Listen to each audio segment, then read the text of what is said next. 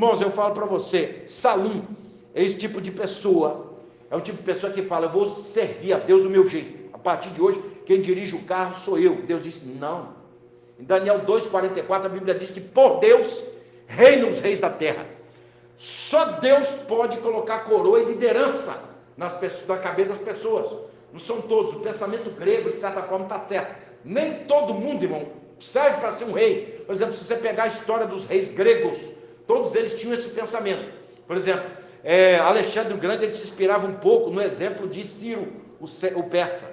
Então, quando ele venceu os persas, ele foi no túmulo de Ciro e ele falou o seguinte: está aí um homem que reinou na Pérsia há 25 anos, olha só a porcaria de túmulo que deram para ele, tira ele daí, eu vou fazer um melhor para ele.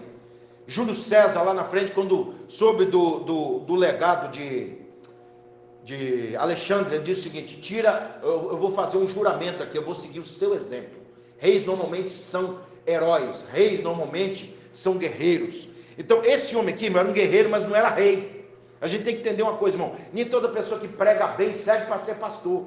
Eu, por exemplo, um dos porquês que eu não queria ser pastor, para não ter que aguentar as humilhações que alguns pastores que eu vi passam. Por exemplo, o pastor lá da igreja lá, ele tem um problema com a família dele. Eles não querem nada com Deus, e nem a esposa dele quer nada com Deus. Ela vive brigando com ele, que ela não aceita o projeto dele. O projeto dele, ele já ajudou centenas de pessoas, já tirou um monte de gente das drogas, e ela vive brigando com o marido. Eu falei: eu acho que ela queria que ele voltasse para a droga, que ele consumisse maconha, que ele vivesse aí brigando, entendeu? Então, irmãos, pessoas assim, infelizmente, quando se casa e até ter seus filhos, é um dos porquês que eu não queria ser pastor, ele tem que carregar o peso de pastorear a casa, entendeu? Que ele não só tem que pastorear as pessoas que ele conhece, como a casa dele. Eu falo para você, o pastor lá da igreja, ele sofre demais. Vocês lembram dele? Agrimaldo Dias. Hoje ele teve uma discussão com o filho dele.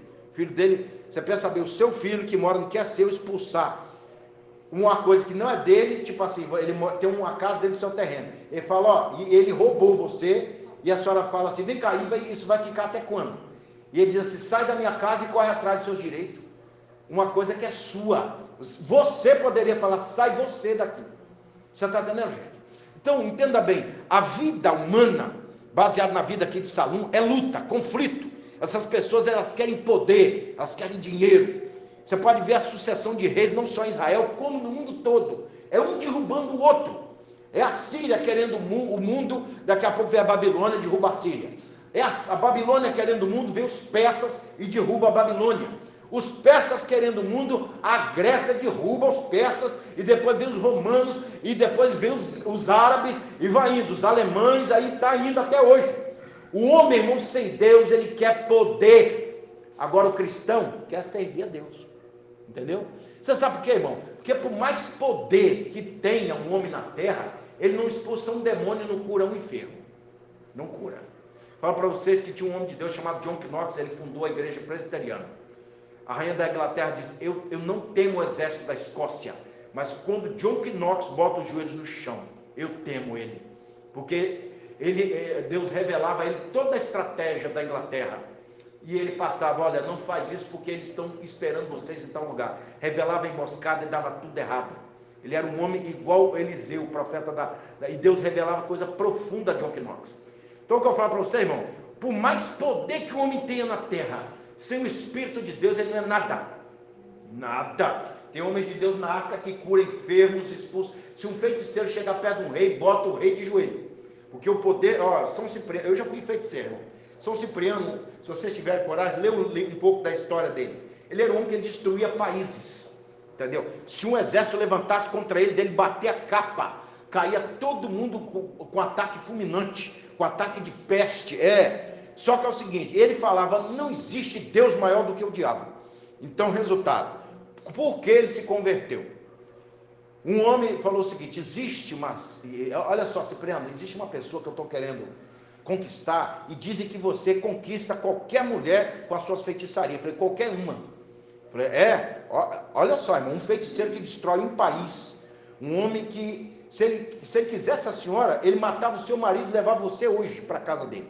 Era assim que ele era um homem extremamente, outra coisa, viajava distâncias longas, só de jogar a capa em cima dele e aparecer lá.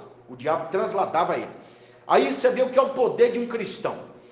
E o rapaz falou o seguinte: só que essa aí ela é cristã. Eu falei: e daí? Eu não conheço Deus maior do que o diabo. Eu falei: olha só, dizem que eles são maiores do que os demônios. Eu duvido. Quem é essa moça? Me dá o nome dela. Fulana de tal. Ela vai te procurar daqui a 3 dias. O meu nome não é Cipriano. E daqui a 3 dias, quem veio procurar ele foi o rapaz. Eu falei assim: olha só, ela não veio me procurar. E agora? Qual é o nome? Você me deu o nome certo, Dei? Eu vou colocar ela debaixo de entidades mais fortes. Irmão, eu falo para você que depois de 3 dias o rapaz voltou de novo no macumbeiro.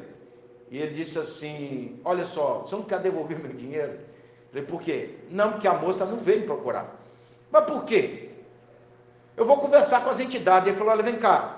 Ele invocou os demônios. Olha só, vocês são os demônios mais fortes do inferno, não são? Somos.